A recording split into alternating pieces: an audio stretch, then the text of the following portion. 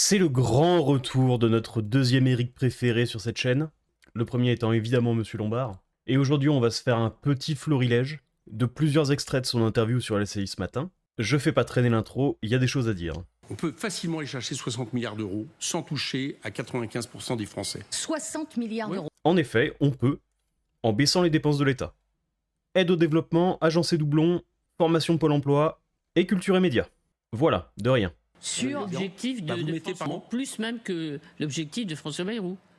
Oui, 60 on peut aller milliards chercher. d'euros. Ah oui, parce que vous avez remarqué, moi je suis pas seulement pour réduire le déficit, je suis pour Ouais. l'État et la capacité d'investir.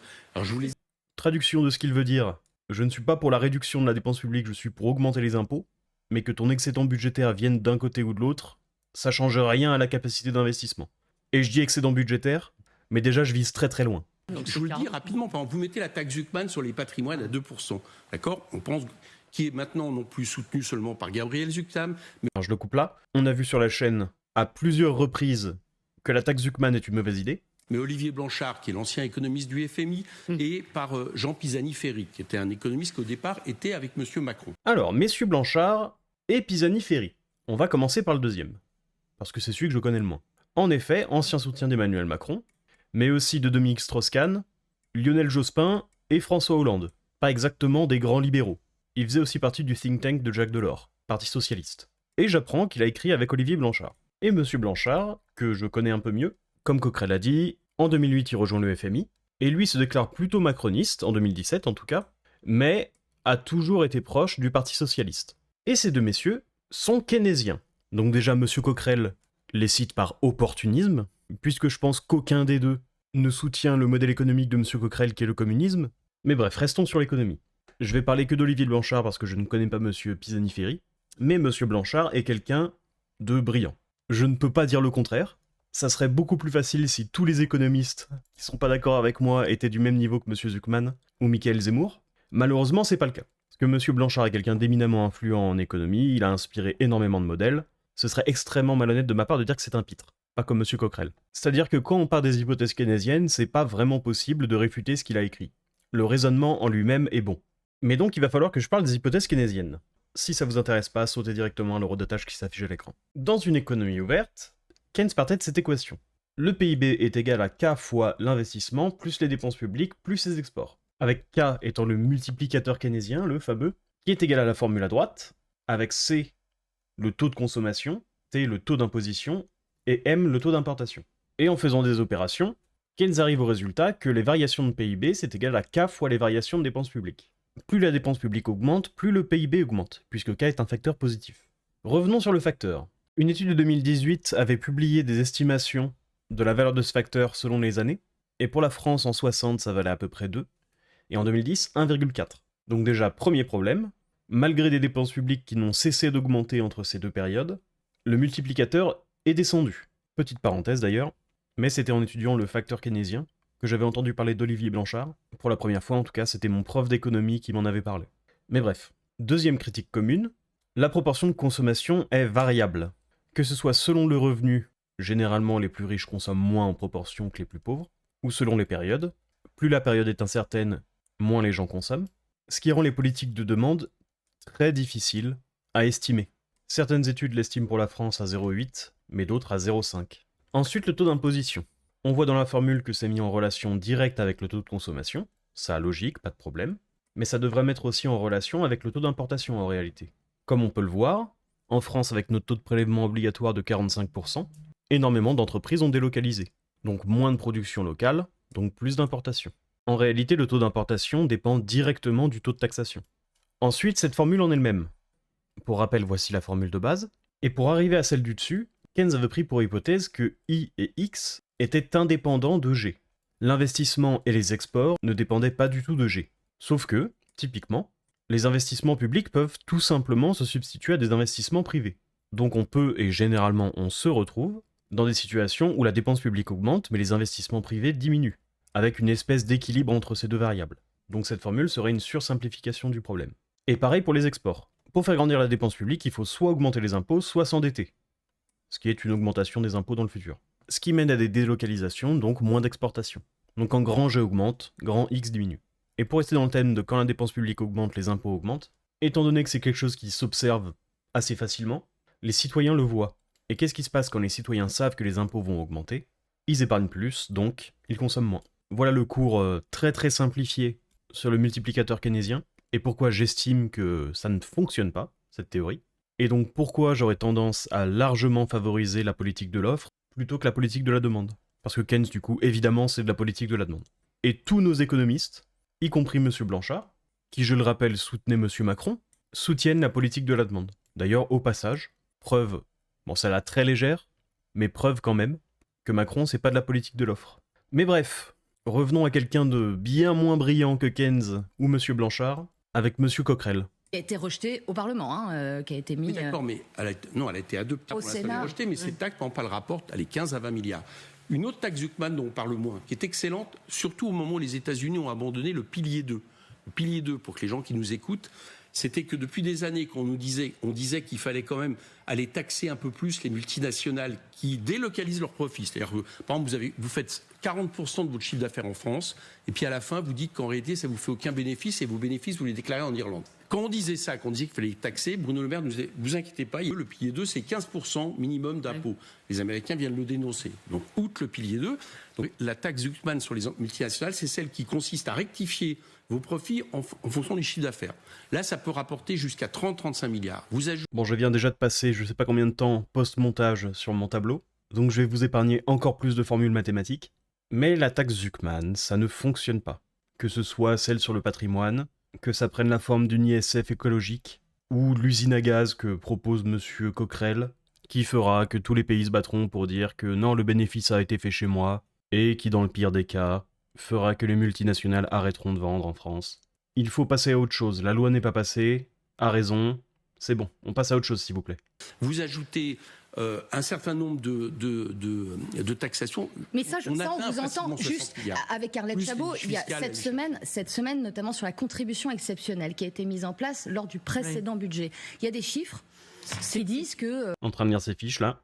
Ça rapporte pas autant que prévu. C'est-à-dire, par exemple, le gouvernement tablait sur 2 milliards et après on dit 1,2 seulement. Donc qu'est-ce que se dire? À chaque fois on va taxer les riches. Non, mais on n'est pas déçus. Je vous explique pour ça. C'était une mini taxe parce que la pression était telle qu'il fallait qu'ils la fassent. Et ils ont fait l'erreur la pire, c'est qu'ils l'ont faite sur un an. Oui. À votre avis, il se passe quoi quand vous faites une taxe sur un an?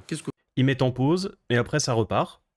Très bien. Font les entreprises. Ce sur quoi la taxe se fait, et elles se le versent pas, elles attendent. Donc elles appuient sur le frein et bien sûr. Oui. Mais nous on l'avait dit, cette taxe. Il n'y a pas que nous, d'ailleurs, même Charles de Courson, qui n'est pas de mon camp, mais qui est rapporteur général, on avait tous dit ça va rapporter moins que prévu. Mais si on instaure ces taxes sur le long terme, qu'est-ce qui se passe, monsieur Coquerel? Est-ce que pour vos beaux yeux, vous pensez vraiment que les entreprises vont cracher sur du bénéfice en restant en France? Donc vous ne pouvez pas avoir des mesures comme ça ponctuelles. Il faut avoir des mesures structurelles qui visent à aller rechercher une partie seulement. Une partie, qu'ils ne s'inquiètent pas, les ultra-riches continueront à être très riches dans ce qu'on propose, mais qui va permettre, j'allais dire, de répartir l'effort et d'aller justement assurer. Mais pourquoi resterait-il dans l'enfer fiscal qu'est la France, alors qu'il existe des pays à travers le monde, et même en Europe, où ils ne seraient pas autant punis? La seule façon qu'ils restent, ces gens-là, c'est en leur faisant des cadeaux fiscaux. Donc ce qui se passe, c'est qu'on augmente l'impôt sur les riches, en parallèle on leur fait des cadeaux fiscaux, donc en fait ce sont les gens beaucoup moins riches, disons pour prendre large les 40% des plus riches, en excluant les 5% des plus riches de ces gens-là, qui vont payer plus, pour financer les fameux cadeaux fiscaux. Donc ce que vous proposez, monsieur Coquerel, ça ne fonctionne pas. Ce que vous proposez, c'est de réduire l'assiette fiscale. Ça ne ferait vraiment pas de mal à monsieur Coquerel de lire un livre d'économie. Il a déjà lu Trotsky et Marx, mais ce ne sont pas des économistes. Quand vous visez plutôt les dépenses publiques, je vais donner un exemple de ce que veut faire le gouvernement. Les collectivités territoriales. Ils visent, cette fois-ci, à aller réduire, ils ne savent pas encore très bien comment, mais les dotations des collectivités. Et ils le disent, du coup, il y aura moins d'investissement. Est-ce que vous savez aujourd'hui que l'investissement public en France est celui qui, depuis 2017, a le plus augmenté, alors que l'investissement en part dans l'investissement, contrairement à l'investissement privé? Et qu'est-ce qui sous-tend l'investissement? C'est normal. 45% de prélèvement obligatoire, c'est exactement ce que je disais sur mon tableau. Quand la dépense publique augmente, l'investissement privé diminue. Ou au moins n'augmente pas aussi vite qu'il ne devrait. L'investissement public, à 70%, c'est les collectivités. notamment en matière écologique. Alors si vous réduisez la part, les budgets des collectivités qui ne pourront même plus investir, sans même parler notamment du rôle des départements dans les prestations sociales, où là il y aurait une grosse difficulté, vous n'allez rien améliorer. Mais ça va rien améliorer s'il n'y a pas de baisse d'impôts en parallèle. Au début, malheureusement, vu qu'on est en déficit de 6%, on ne pourra pas diminuer les recettes publiques, parce qu'il faut avant tout arriver à l'équilibre. Mais dès que l'imposition descend, l'investissement augmente. Tout ça est suicidaire. Je vous entends, été à votre place dimanche dernier, Olivier Faure, et on arrive un peu au même constat sur la contribution des plus riches, sur plus d'impôts. Mais est-ce que, pour votre parti, le mot d'économie est devenu tabou? Oui, absolument. Les vraies économies, ils ne veulent pas en entendre parler. Tout ce qui est suppression de niches fiscales, donc augmenter les impôts, ce ne sont pas des économies. Parce que économiser, c'est dépenser moins, pas gagner plus. Et à chaque fois qu'ils parlent d'économie, ce sont, pour reprendre leurs mots, des cadeaux fiscaux ou les soutiens aux entreprises, qui sont aussi techniquement des cadeaux fiscaux, pour ne pas que les entreprises se barrent. On se demande où vous faites des économies dans tout ça. Économiser les dépenses fiscales, c'est des économies. Oui. Les niches fiscales, le pacte Dutreil, par exemple. Voilà. Qu'est-ce que j'ai dit?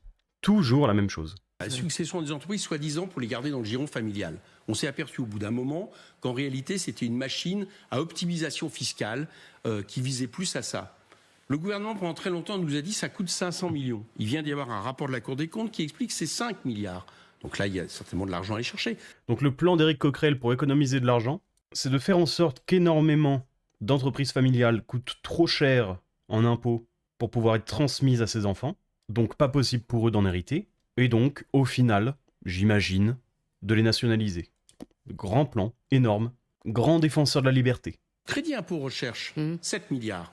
Crédit impôt recherche. C'est le même problème que ce dont j'ai parlé hier. Plutôt que de supprimer l'investissement public, il faut absolument supprimer la liberté. Il faut absolument rendre la recherche privée beaucoup plus difficile. Parce que les meilleures idées viennent évidemment tout le temps des hauts fonctionnaires. Ça vous dit? Je dis pas forcément on enlève tout, mais par contre on le réforme profondément. Pourquoi? Parce que aujourd'hui, par exemple, il profite à des entreprises comme Sanofi qui en même temps annoncent la fin de centres de laboratoire et qui a supprimé des chercheurs en France, ou exactement l'inverse. Donc vous voyez bien que là-dedans, par exemple, Sanofi aussi, j'en avais parlé. Une entreprise pharmaceutique a tout intérêt de ne pas investir en France, que ce soit pour la production ou pour la recherche. Parce que la recherche, ça représente un risque énorme, surtout en pharmaceutique, parce que c'est très régulé. Et recouvrir les coûts de ton investissement est très très très très dur en France, parce que les prix sont fixés. La seule raison pour laquelle Sanofi a ou avait des laboratoires en France, c'est le patriotisme. Sans ça, Sanofi est une entreprise américaine. Dépenses fiscales, les niches fiscales, c'est 90 milliards par an. Donc il y a un gros nettoyage à faire, et notamment sur les plus grosses niches. C'est aussi insupportable. Vrai de l'aide. Est-ce qu'il est vraiment nécessaire? Insupportable, parce que, comme j'ai dit hier, sur le principe, je suis aussi contre les niches fiscales. Mais pas en France. Du moins, pas maintenant.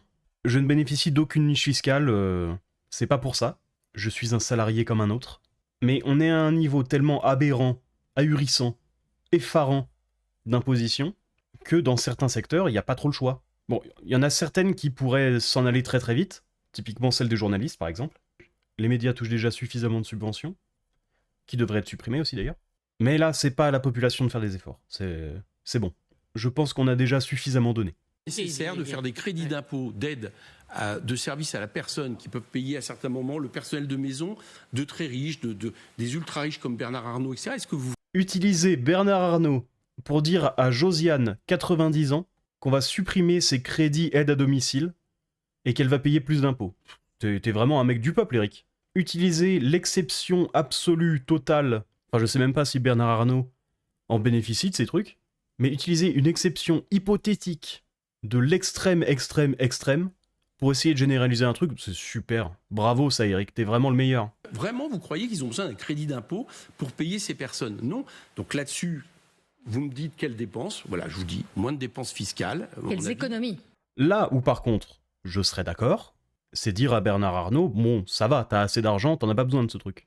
Mais bon, si t'appliques ça uniquement aux ultra riches, comme ils les appellent, bon après pour eux avoir 4000 € par mois c'est être ultra riche, mais si t'appliques ça qu'à ces personnes, tu vas récupérer quelques millions. Je vais peut-être vous choquer, à mon avis les dépenses publiques, il va falloir en faire plus en matière d'investissement. Ah bah oui, évidemment.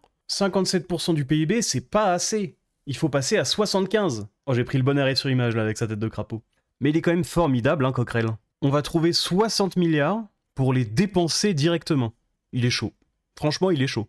Lâcher ça à la télé en direct, j'en serais bien incapable sans exploser de rire après. Parce que le problème majeur que nous avons, et ce sur quoi la France devrait prendre la tête de tous les pays, au lieu de parler d'économie de guerre qui va produire à la fois l'utilisation de ces armes, donc c'est jamais bon, et en plus des effets catastrophiques. La défense fait partie du régalien. C'est un des seuls trucs pour lequel on peut, entre guillemets, dépenser sans compter et que ça dérange normalement personne. Ça ne devrait déranger personne, en tout cas. Jusqu'à une certaine limite, évidemment. Mais alors, il faut remplacer la dépense par quoi ? Du point de vue écologique, c'est l'urgence. Ah, l'écologie, bah oui. Climatique, parce que ça pour le coup c'est une dette, celle-là on ne pourra pas la négocier. Et on en a vu les conséquences un peu cette semaine. Et c'est là-dessus. Non, bah il a raison, à quoi ça sert de se défendre quand on a des éoliennes ? En vrai, ça m'étonne même qu'il ait pas tourné ça en dépenses de défense. Parce que les éoliennes c'est quand même une superbe défense contre les pigeons voyageurs. Vu le nombre d'oiseaux que ça tue par an. Deuxième extrait de notre brave Eric, celui-là plus court. Heureusement pour ma santé mentale et pour la vôtre, on ne peut pas juger de la santé économique des pays sur le seul critère du déficit public. C'est pas faux, comme dirait l'autre, mais je m'attends à une explication très très moyenne. Prenons un chiffre. Pierre Moscovici, la Cour des comptes, donne le niveau de déficit de la France publique en Europe. Et dit on est champion d'Europe des déficits. Mais je pense 5,8% du PIB, autre chiffre, bien sûr. 170 milliards d'euros de dettes supplémentaires à financer en 2024. Il va lui en falloir des arguments pour compenser ces chiffres. Et je crois qu'en 1 minute 17, va pas y en avoir assez. Mais moi je pense que dans ces cas-là, il ne faut pas s'en tenir à ce seul chiffre pour connaître ça c'est vrai. La santé économique d'un pays. Par exemple, je vous en propose un autre, la croissance. L'an dernier, les Allemands, ça fait 2 ans que les Allemands sont en récession. Et on verra d'ailleurs sur les raisons pour lesquelles, du coup, ils modifient leur politique par rapport aux questions de dette. Les Allemands sont en récession en énorme majorité à cause de la guerre en Ukraine. Enfin, pas directement à cause de ça, mais à cause de l'absence de gaz, qui fait que beaucoup de leurs secteurs sont partiellement paralysés. Aucun rapport avec le fait que leurs dépenses publiques seraient trop faibles. La France ne l'est pas parce qu'elle a une consommation populaire et que ces consommations populaires s'appuient aussi beaucoup sur le fait qu'il y a des dépenses publiques. Vous avez un matelas social en France, une protection sociale qui fait que vaille, même dans un moment de reflux d'activité. J'en ai marre. Si tu prends 100 € à quelqu'un, que tu lui redonnes 50, que tu donnes 50 € à quelqu'un d'autre, à la fin, en consommation-investissement, il y aura 100 €. C'est de la consommation qui se substitue à une autre. Ça sous-tend comme une activité. Donc, par exemple, la croissance est supérieure. Autre chiffre qu'on ne donne jamais en réalité, c'est que nous, en France, nous avons fait le choix que beaucoup de prestations sociales, de santé, de retraite, etc., passent par des dépenses publiques. D'autres ne le font pas. C'est des dépenses privées, des assurances privées. Donc, par exemple, on devrait, à mon avis, comparer, pour connaître la santé d'un pays, y compris sa dette, la dette privée plus publique. Par exemple, on s'apercevrait que si vous faites ça, on est derrière la Hollande, figurez-vous, parce que la Hollande a une dette privée plus importante parce qu'il finance beaucoup de prestations à travers des assurances privées qui, en plus, ont un problème, j'allais dire, d'inégalité, parce que celui qui ne peut pas, il soigne moins bien. La différence entre une dette publique et une dette privée, c'est que la dette privée, elle me concerne moi. La dette publique, vu qu'on fait rouler la dette comme des abrutis, ça me concerne pas seulement moi, ça concerne aussi les générations futures.